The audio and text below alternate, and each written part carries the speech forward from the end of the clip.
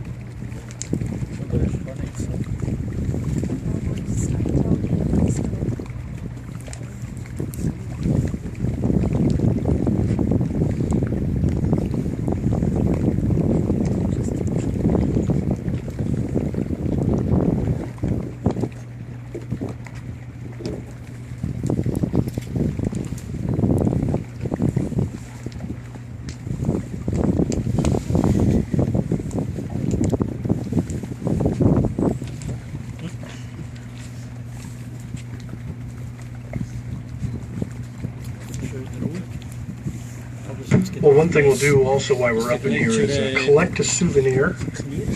Crew has a salmon dip net on the back deck.